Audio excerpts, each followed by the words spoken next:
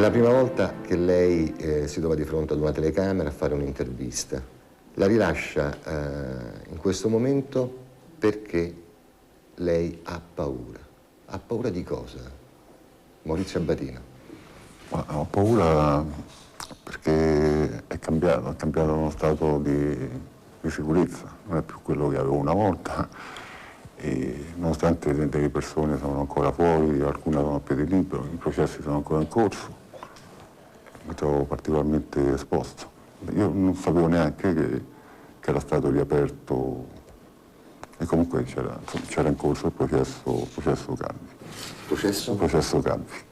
Sarà anche una casualità, però io sono stato addirittura arrestato per una stupidaggine, una crisi, insomma, una macchina che non c'aveva la revisione. Sono stato arrestato e sono trasferito a un carcere duro, un carcere su Muna.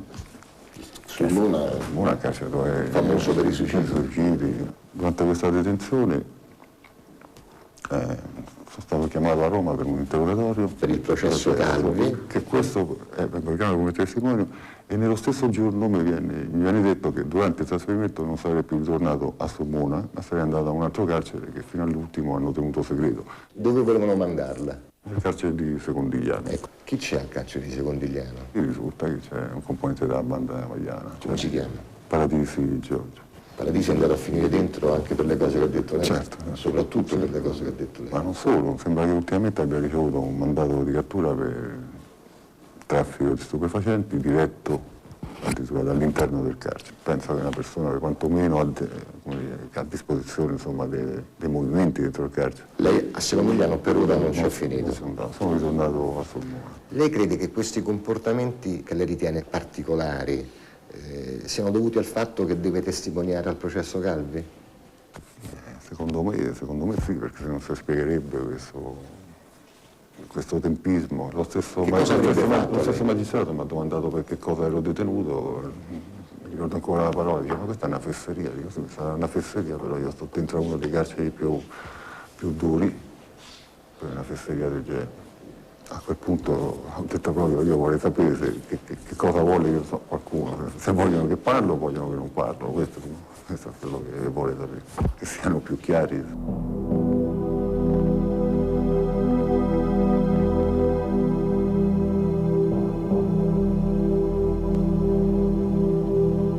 Nel 1998 Maurizio Abatino, come collaboratore di giustizia, aveva testimoniato nel processo per l'omicidio del giornalista Mino Pecorelli.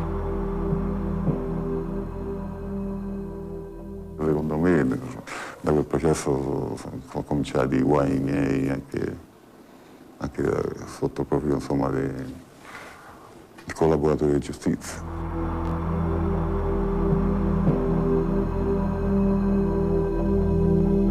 A metà degli anni 70, Maurizio Abatino, insieme a Franco Giuseppucci, detto Ernegro, ed Enrico De Pedis, detto Renatino, costituiscono il primo sodalizio che sarà successivamente definito come la Banda della Magliana, una organizzazione criminale che in pochi anni estenderà il suo controllo su tutti i quartieri della capitale e non solo.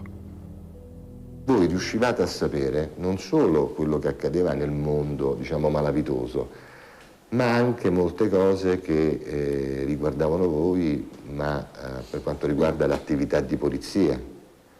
C'era qualcuno che veniva pagato, voi riuscivate ad avere delle informazioni, da una semplice perquisizione a cose ancora più importanti. Io mi ricordo che una delle prime rapine, una volta siamo stati arrestati a Piazza Pio XI e dovevamo commettere una rapina, avevamo una macchina piena di armi. Io avevo dei documenti falsi perché avevo delle noie. Siamo stati fermati e portati al commissariato.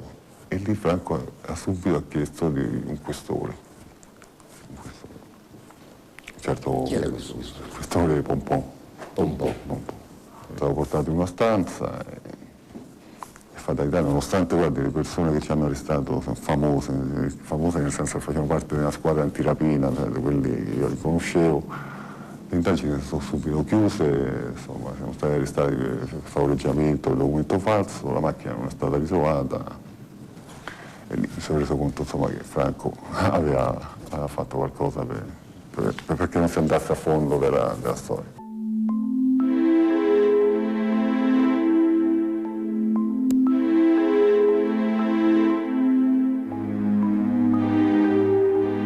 Quant'era il vostro volume d'affari? Il gruppo Magliana penso che è il gruppo che meno ha accumulato ricchezze, no? Però eravamo diventati per esempio una macchina, una pompa, un'idrovola, che poi tutto quello che entrava, la maggior parte dei proventi insomma andava retribuito ai vari avvocati, perché noi avevamo a disposizione quasi tutti gli avvocati di Roma, medici, dottori, perché no, anche qualche politico, cancellieri. È stato un periodo che entravamo con le macchine a servizio di Stato, entravamo sotto al tribunale, scaricavamo, lasciavamo insomma pellicce, oggetti d'antiquariato. Noi eravamo contatti con un capo cancelliere. Poi lui ci diceva che quei giudici erano corrotti. Non so se millantava o no, però fatto sta che i processi prendevano una direzione come volevamo noi. Cosa portavate a questo capo cancelliere? Di tutto, a parte i soldi, anche addirittura ci chiedevano con le pellicce, cornici, specchi, oggetti dei bulgari. C'era Claudio Sicilia, che è una cosa che si può controllare. Aveva un processo per omicidio che doveva andare a definitivo. Se si controlla quanti anni. Noi ogni volta andavamo lì, veniva aperto un armadietto e il fascicolo veniva messo sempre sotto. Lasciavamo 10, 15 milioni. Su quel fascicolo che riguardava un omicidio commesso da Sicilia, già condannato in primo o secondo grado, non andava mai definitivo, non veniva mai fatta la Cassazione, veniva sempre ritardato. Per quanto riguarda invece diciamo, i rapporti con i politici, con la magistratura, lei teneva il rapporto con, diciamo, con la sfera medica soprattutto. Con i politici, i magistrati, chi è che se ne occupava? Il gruppo Testaccio.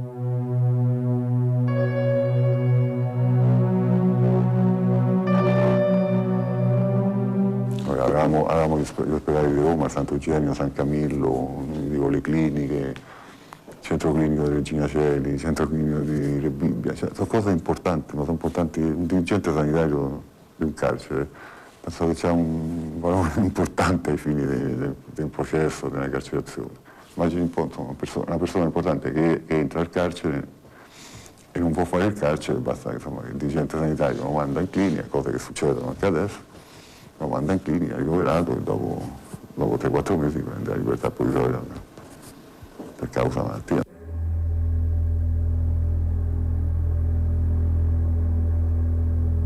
Quanto riguarda il dirigente sanitario di Bibbia, che un giorno venne nella mia cella, mi disse che era in difficoltà perché era stato arrestato, era stato portato Michele Sindona Nel carcere di Bibbia, era stato messo nella cella di Aliaccià, perché lui era momentaneamente assente, e stava ricevendo delle pressioni sia dalla Chiesa che dalla politica per trasferimento. C'era chi lo voleva mandare a far trasferire e chi lo voleva invece fermare in Re Bibbia.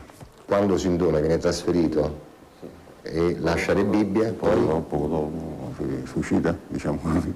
prende il caffè. E questo dirigente sanitario aveva delle pressioni. Chi è che voleva che Sindona lasciasse Re Bibbia? Non me lo ricordo. Erano personaggi dello Stato e della Chiesa? Sì, politici e Della Chiesa. C'era chi lo voleva fermo lì a Re Bibbia, appunto, che andava avanti, cartellini, insomma, chi lo voleva proteggere e chi l'avrebbe mandato a un carcere fuori Roma.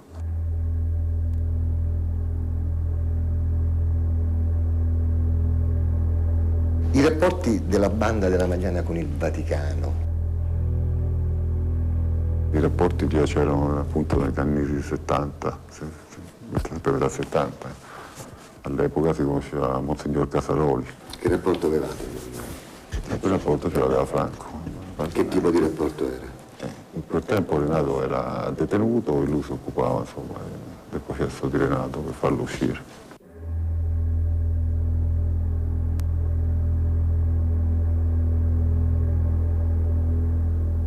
Dopo il rapimento di Moro, chi è che viene a chiedervi qualcosa? Viene appunto l'onorevole Piccoli, ma non è tanto il fatto che sia venuto lui, chi ce l'ha mandato. Ecco, ma ci racconta come è avvenuto questo incontro? Dove è avvenuto? Come l'avete saputo? È venuto a Via Marconi bordo del fiume, insomma.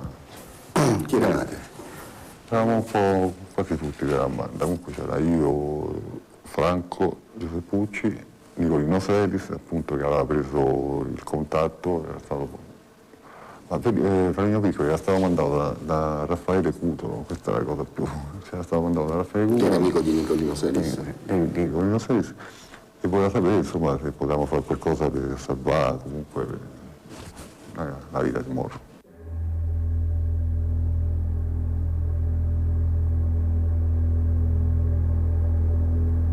Oggi non escludo che abbia dato anche qualche informazione, Franco, senza dirmi niente, conoscendolo.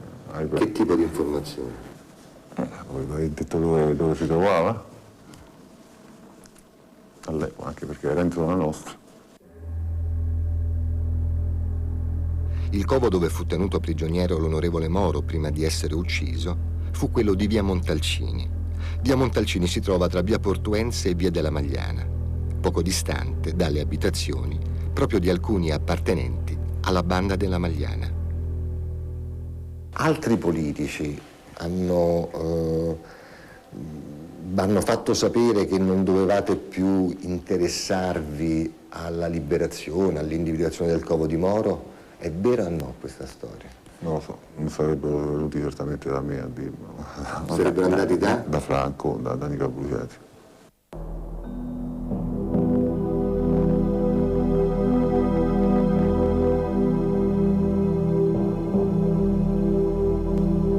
La strage di Bologna, 2 agosto 1980.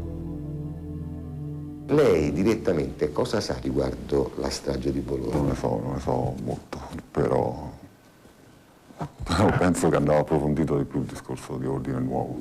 Il ruolo che ci hanno avuto appunto le persone legate a Semerari. Proviamo a ricostruire quelli che erano i rapporti con questi estremisti. Noi abbiamo conosciuto Semerari perché avevamo bisogno delle perizie. Lui si definiva un nazifascista, lui aveva una villa appunto in un paesino vicino Rieti con 7 Doberman che li parlava in tedesco. Avevo letto con le svastiche, la bandiera nazista, una persona proprio nazifascista al 100%. Erano convinti anche di poter arrivare a un colpo d'Estato, tant'è vero che facevano proprio delle esercitazioni sulle campagne di Reatino, con i Land Rover, i canadesi, tende, insomma, un gruppo un po' esaltato.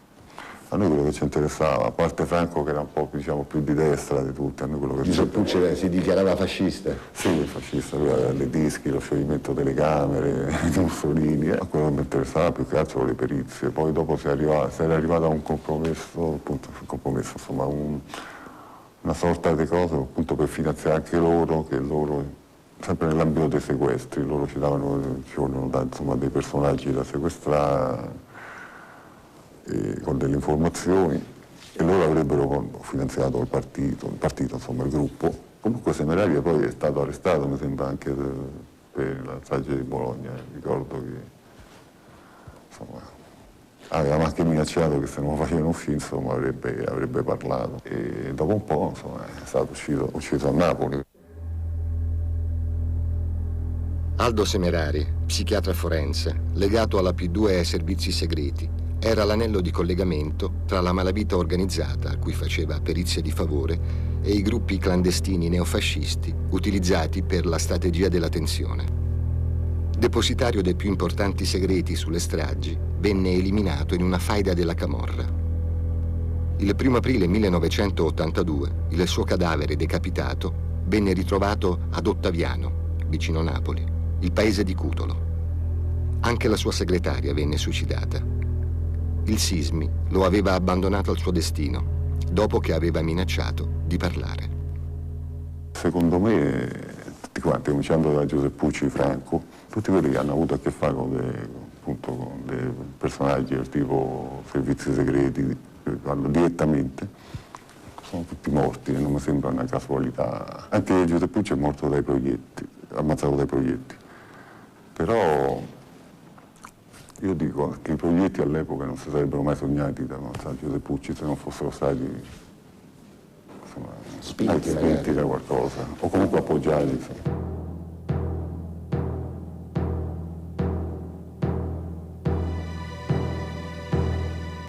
Per depistare le indagini sulla strage di Bologna, alti ufficiali piduisti del Sismi fanno trovare sul treno Taranto-Milano una valigia piena di armi e di esplosivi.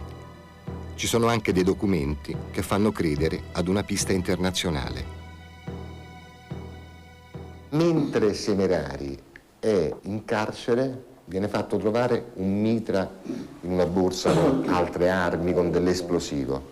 Questo mitra lei in un processo l'ha riconosciuto. Che cosa ha detto? Che è un mitra che avevamo noi nel Ministero della Sanità. Erano diventate tante le armi a disposizione, proprio tante, usando sia un luogo così, una persona incensurata, il rischio era molto, molto minore. Come sia finito lì, il problema. Oggi forse posso dire che nel Ministero della Sanità erano poche le persone che avevano accesso. Io, Carminati, un ragazzo dei NAR, e Danilo Bruciati e il napoletano Sicilia. Chi è che l'ha dato ai servizi? Ecco, questo ho dei dubbi, perché io mi ricordo che quel mitra era stato prelevato da Carminati e io non ricordo che poi l'abbia più rimesso A posto. a posto. Però anche gli altri che avevano libero accesso. Però anche Danilo avrebbe avuto la parte sua, insomma.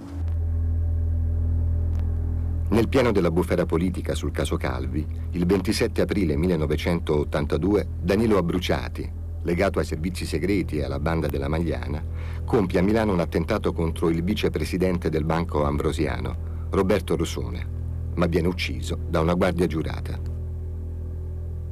Lo trovo alquanto strano, troppo casuale, insomma, che quella guardia giurata si trovasse lì a quell'ora. Insomma, Sembra una cosa organizzata. ho questa impressione. Non dico che era uno dei servizi segreti, però poteva essere stata avvisata che magari andava a Danilo a fare un attentato. Danilo Abruciati, che rapporto aveva con voi? Diciamo che ha gravitato un po' tra vari gruppi, fino a che si era legato proprio più di tutti col gruppo di Testaccio, con Renatino De Pedis, che è un personaggio ambiguo. Era un po' schivo, una persona, insomma, intrallazzi, conosceva tutta la malattia di Roma, era conosciuto da tutti, c'era un sacco di nemici, aveva subito qualche attentato anche, macchina blindata. A proposito di questi personaggi, Pazienza, lei l'ha conosciuto? L'ho conosciuto, l'ho visto una volta ci è stato chiesto se potevamo fare un omicidio all'estero, e quasi sicuramente si trattava appunto di Sindona. Di Sindona? Sindona. Dove era all'estero? In America. In America. E Pazienza cosa vi chiese? Ci chiese se potevamo occupare di questa situazione. Cioè, ci aveva mandato appunto Semerari tramite D'Ortensi. Abbiamo avuto un appuntamento a Roma. Sappiamo che era una persona dei servizi segreti. Eravate lei? Collegata ai servizi segreti. Eravamo io, Picconi, Franco, Giuseppe Pucci e un altro della banda che non ricordo. Come avete risposto a questa richiesta? Volevamo prendere tempo, ma penso che anche lui più che altro ci ha voluto conoscere, soltanto che dopo avvenne una serie di arresti, insomma, andare a finire dentro e la cosa non so più fare. Così. Carboni era sempre legato al gruppo di Testaccio. Che rapporto c'era tra loro? C'era un rapporto di interesse, nel senso lui costruiva nel campo immobiliare, avevano dati dei soldi per un riciclaggio, un interesse. C'era tutto un giro appunto delle persone al di fuori, più che altro per il riciclaggio dei soldi, commercianti, orefici, non solo Carboni, Nicoletti, che erano considerati magari cassieri, nel senso che facevano girare i soldi. Una volta guadagnati i soldi venivano dati questi soldi e venivano investiti in attività lecite, pulite. Soldi provenienti sia dalla droga, sia dal gioco d'azzardo, dal gioco, dai videopoker.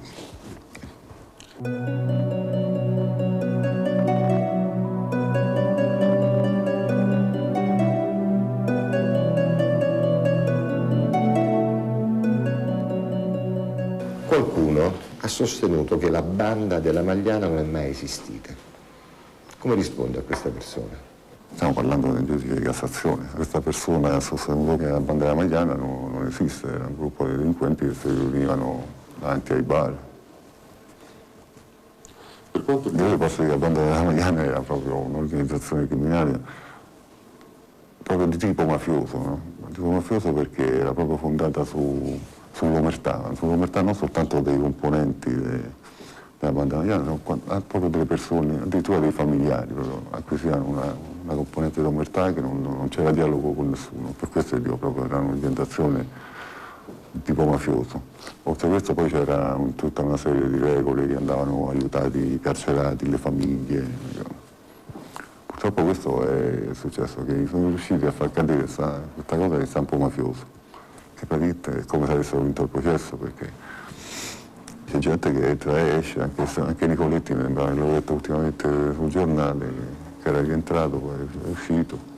Magari questo mi fa pensare che le cose non sono andate come dovrebbero andare, che poi c'è tutto un altro filone, un processo che è stato stracciato, riguarda tutta la sanità, tutti i medici corrotti, questo lo posso dire proprio senza paura di prendere denunce, cominciando dal dirigente sanitario di Rebibbia, che fra l'altro poco tempo fa ho saputo che ancora esercita Rebibbia, ma lo dico proprio apertamente perché non c'è soltanto una parola mia, ci sono anche delle documentazioni scritte, di certificati medici che attestavano delle malattie che poi non esistevano, e tutti questi personaggi sono andati tutti prescritti, proprio prescritti, sono riusciti a non fare neanche il primo grado, insomma la prima udienza.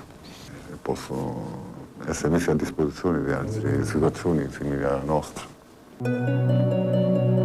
Maurizio Abatino ha iniziato a collaborare con la giustizia dal 1992. Nel corso delle indagini per il processo Banda della Magliana emerse che il Sismi aveva avuto notizia di un attentato proprio nei confronti di Maurizio Abatino e dei magistrati con cui stava collaborando. Qualcuno era venuto a conoscenza anche del luogo segreto dove era detenuto.